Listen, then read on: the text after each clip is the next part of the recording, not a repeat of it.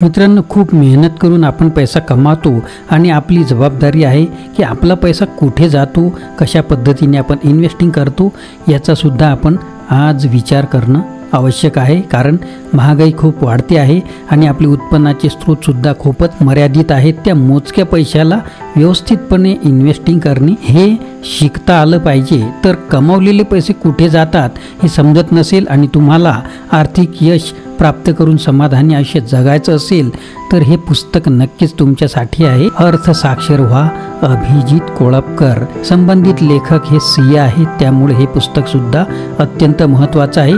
तर पूर्ण व्हिडिओ काळजीपूर्वक ऐका आणि मध्ये स्किप करू नका आणि नवीन असाल तर चॅनलला आधी सबस्क्राईब करून घ्या।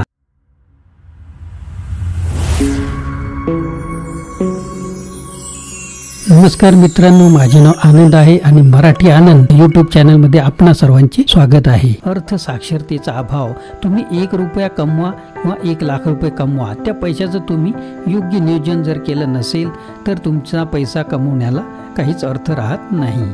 आपण कमवलेले पैसे कुठे जातात हे समजत नसेल आणि तुम्हाला आर्थिक यश प्राप्त करून समाधानी आयुष्य जगायचं असेल तर हे पुस्तक नक्कीच तुमच्यासाठी आहे आणि हा व्हिडिओसुद्धा महत्त्वाचा आहे। नोकरी, व्यवसाय इत्यादी विविध मार्गांनी आपण पैसा कमावतो, परंतु त्या पैशाचे योग्य नियोजन न केल्याने, आर्थिक साक्षरता नसल्याने आयुष्यातील महत्त्वाचा कालावधी, पैसा, संपत्ती कमवण्याचा आयुष्याचा विशिष्ट टप्पा पार झाल्यानंतरही हातात काहीच शिल्लक नसते। याचे कारण नक्कीच प्रत्येकाच्या आर्थिक साक्षरतेचा अभाव हेच असेल नव्हे असतेच। पगार, पैसा, बचत, गुंतवणूक, संपत्ती, मालमत्ता, कर्ज, व्याज, आपत्कालीन किंवा आणीबाणीची धनराशी, निवृत्ती नियोजन इत्यादी संकल्पनांसाठी हे पुस्तक वाचायलाच पाहिजे। म्हणून मित्रांनो, अर्थसाक्षर व्हा, अर्थसाक्षर व्हा, अर्थसाक्षर व्हा हीच आजच्या काळाची अत्यंत महत्त्वाची गरज आहे। अर्थसाक्षर व्हा हे पुस्तक एकूण 6 भागांमध्ये विभागलेलं आहे। पहिला भाग ओळख अर्थसाक्षरतेची। याच्यामध्ये तुम्हाला अर्थसाक्षरता म्हणजे काय याबद्दलची ओळख अत्यंत सोप्या आणि सुटसुटीत भाषेत दिलेली आहे। दुसरा भाग आर्थिक नियोजन। आपलं आर्थिक नियोजन कशा पद्धतीने असलं पाहिजे याची व्यवस्थित मांडणी इथे करून दाखवलेली आहे। तिसरा विभाग आहे विमा व कर्ज व्यवस्थापन। कोणते विमा काढले पाहिजेत, कर्जाचं व्यवस्थापन कसं असलं पाहिजे आणि आपल्याला अतिशय ताणसुद्धा यायला नको आणि भविष्याच्या दृष्टीने आपले योग्य नियोजन असलं पाहिजे। गुंतवणूक नियोजन। आपल्याला कोणत्या कोणत्या प्रकारात गुंतवणूक केली पाहिजे, कोणते धोकादायक प्रकार आहेत आणि कोणते सोयीस्कर प्रकार आहेत, जास्त रिटर्न देणारे कोणते प्रकार आहेत, याचं गुंतवणुकीचं नियोजन या विभागामध्ये दिलेलं आहे। 5वा विभाग शेअर्स व म्युच्युअल फंड।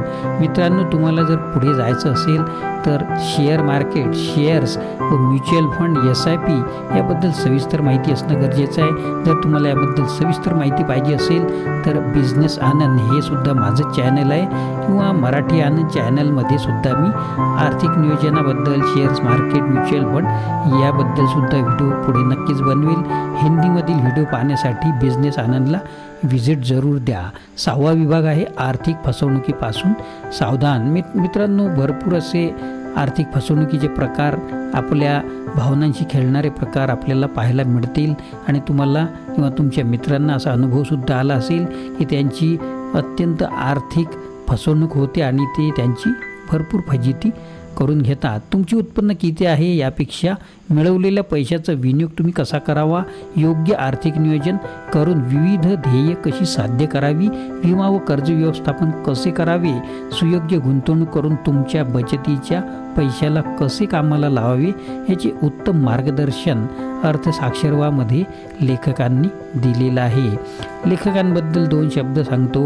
CA अभिजित कोळपकर गेली अनेक वर्षे आर्थिक विषयाचे अभ्यासक आहेत। अर्थसाक्षरतेसारखा मोठा परिघ असलेला दुर्लक्षित पण महत्त्वाचा विषय सोप्या भाषेत मांडण्याचा त्यांनी प्रयत्न या लिखाणाद्वारे केलेला आहे। पुस्तकाची भाषा अत्यंत सोपी आहे। हे पुस्तक कोणाला अर्थशास्त्र रुची वाढवून वाचण्याची आवड नक्कीच निर्माण करेल। एखादी विशिष्ट माहिती सांगण्यासाठी जी आकृती, चित्रे, प्रतिमा, तक्ते यांचा वापर इथे केलेला आहे ती कल्पना आवडण्याजोगी आणि विषया संदर्भाचे आकलन करण्यास सोपे करते। तसेच यात प्रत्येक भागानंतर नोंदीसाठी कोरे पानं सुद्धा आहेत, त्यात तुम्ही तुमचे महत्त्वाचे मुद्दे लिहू शकता। तुम्हाला तुमच्या गुंतवणुकीचा पाया आत्ताच मजबूत करून भविष्य उज्ज्वल करायचं असेल तर नक्कीच हे पुस्तक वाचा। अर्थसाक्षर व्हा। मराठीत आर्थिक नियोजनावर इतके परिपूर्ण असे हे बहुधा पहिलेच पुस्तक असावे।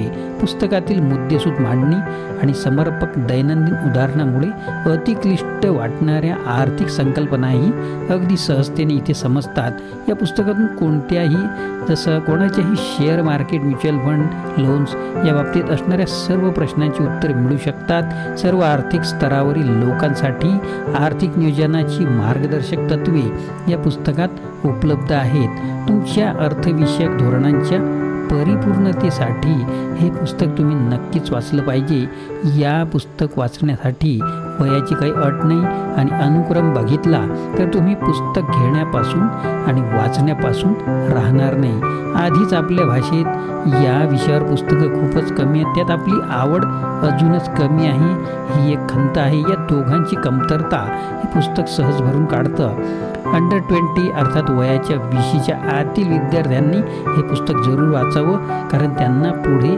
अर्थशास्त्र, व्यावहारिक अर्थशास्त्र समजलं पाहिजे। असे सुटसुटीत सुंदर पुस्तक काढल्याबद्दल नक्कीच तुम्ही अर्थसाक्षर टीमचे धन्यवाद सुद्धा कराल। याच पुस्तकाचे अजून पुढील भाग काढावेत अशी अपेक्षा वाचकांची आहे आणि माझी सुद्धा आहे। सामान्य माणसाला समजेल असे हे जगताशी संबंधित पुस्तक आहे।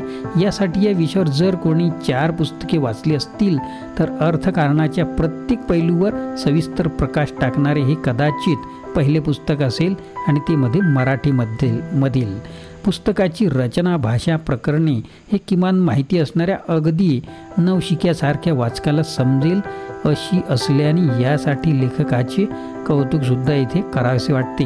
कुणी एखाद्या व्यक्ती सलग पुस्तक न वाचता टप्प्याटप्प्याने जर वाचले आणि समजून घेऊन त्याचा दैनंदिन व्यवहारात उपयोग केल्यास अधिक चांगल्या प्रकारे संकल्पना स्पष्ट होतील, आपले आर्थिक व्यवहार नक्कीच सुधारतील।